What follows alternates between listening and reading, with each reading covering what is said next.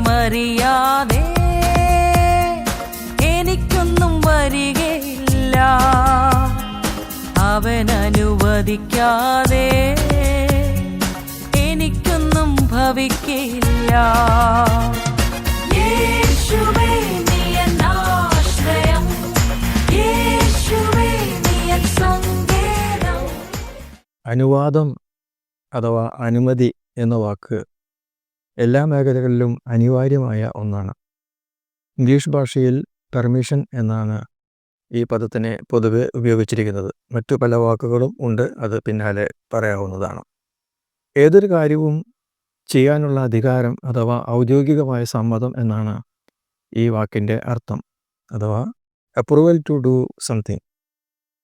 എല്ലാ തടസ്സങ്ങളും നീക്കപ്പെട്ടു എന്നാണ് അതുകൊണ്ട് അർത്ഥമാക്കുന്നത്. മറ്റൊരു വാക്കാണ് പാസ്. ബില്ല് പാസ്സായി എന്നൊക്കെ കേട്ടിട്ടുണ്ടല്ലോ. അതിൽ നിന്നാണ് പാസ്പോർട്ട് എന്ന വാക്കും വന്നത്. മറ്റൊരു സ്ഥലത്തേക്ക് പോകാനുള്ള അനുവാദത്തെയാണ് പാസ്പോർട്ട് കൊണ്ട് ഉദ്ദേശിക്കുന്നത്. മറ്റൊരു വാക്കാണ് കമൻഡേഷൻ എന്നുള്ളത്. ഒരു വ്യക്തിയെക്കുറിച്ചുള്ള നല്ല അഭിപ്രായ പ്രകടനം അഥവാ ശുപാർശ എന്നാണ് ആ വാക്കിൻ്റെ അർത്ഥം. മറ്റൊരു വാക്ക് ലൈസൻസ് അല്ലെങ്കിൽ പെർമിറ്റ് എന്നാണ്. ഒരു വീട് പണിയാൻ അധികാരിയിൽ നിന്നും സമ്മതപത്രം അഥവാ പെർമിറ്റ് വാങ്ങേണ്ടത് ആവശ്യമാണ്. പല കാര്യങ്ങൾക്കും പെർമിറ്റ് ആവശ്യമാണ്. വാഹനം ഓടിക്കാൻ ലൈസൻസ് ആവശ്യമാണ്. ഇങ്ങനെ ജീവിതത്തിൻ്റെ എല്ലാ മേഖലകളിലും അനുവാദം ആവശ്യമാണ് എന്ന് പരിശോധിച്ചാൽ നമുക്ക് കാണാവുന്നതാണ്. അനുവാദം എന്ന വാക്കിൻ്റെ വിപരീത പദമാണ് നിഷേധം അല്ലെങ്കിൽ നിയന്ത്രണം. കോവിഡ് കാലത്തായിരുന്നു ഈ വാക്കുകൾ നമ്മൾ കൂടുതലും കേട്ടിരുന്നത്. ഇനിയും ദൈവവചനമാകുന്ന ബൈബിൾ ഈ കാര്യത്തിൽ എന്ത് പ്രതിപാദിക്കുന്നു എന്ന് പരിശോധിക്കാം. രാജാവിൻ്റെ കൽപ്പനയോട് ബന്ധപ്പെട്ടാണ് ഈ വാക്ക് ബൈബിളിൽ കാണാൻ സാധിക്കുന്നത്. അതുപോലെ തന്നെ അധികാരസ്ഥരുടെ കയ്യിൽ നിന്നുള്ള വാക്കുകളായിട്ടും അതിനെ നമുക്ക് കാണാൻ സാധിക്കുന്നു. രാജാവിൻ്റെ കൽപ്പനയോട് ബന്ധപ്പെട്ട് അതിൽ അനുവാദവും നിഷേധവും ഉണ്ടായിരിക്കും. ഏത് കാര്യമായാലും ജനങ്ങൾ അത് അനുസരിക്കാൻ തയ്യാറാക്കേണ്ടത് ആവശ്യമാണല്ലോ. അതാണ് രാജാവിൻ്റെ കൽപ്പനയോട് ബന്ധപ്പെട്ടുള്ള കാര്യത്തിൽ പ്രകടമാകുന്ന കാര്യം ആയിട്ടിരിക്കുന്നത്. ഇനിയും അത്യുന്നതനായ ദൈവത്തിൻ്റെ അനുവാദത്തെക്കുറിച്ച് ചില കാര്യങ്ങൾ കൂടെ പ്രതിപാദിക്കുവാൻ ആഗ്രഹിക്കുന്നു. ക്രിസ്തുവിൻ്റെ വാക്കുകൾ നോക്കാം. കാശിന് 2 കുരികളിന് വിൽക്കുന്നില്ലയോ? അവയിൽ ഒന്നുപോലും നിങ്ങളുടെ പിതാവിൻ്റെ സമ്മതമില്ലാതെ നിലത്ത് വീഴുകയില്ല. അത് സംരക്ഷണത്തിനായി കാണിക്കുന്നു. മത്തായി സുവിശേഷം 10-ാം അധ്യായം 29-ാമത്തെ വാക്യം. അതുപോലെ തന്നെ ഭൂതഗ്രസ്തനായ മനുഷ്യനിൽ നിന്നും ഭൂതങ്ങൾ വിട്ടുപോകുവാൻ യേശുക്രിസ്തുവിനോട് അനുവാദം ചോദിച്ചിട്ടാണ് പന്നികളിൽ കയറിയത് എന്ന് ബൈബിളിൽ രേഖപ്പെടുത്തിയിട്ടുണ്ട്. ഈ ലോകത്തിലെ ഏതൊരു ഭരണകൂടവും അധികാരത്തിൽ കയറുന്നതും ഇറങ്ങുന്നതുമെല്ലാം ദൈവത്തിൻ്റെ മുന്നറിയിപ്പ് പ്രകാരമാണ് എന്ന് ബൈബിൾ വ്യക്തമാക്കുന്നു.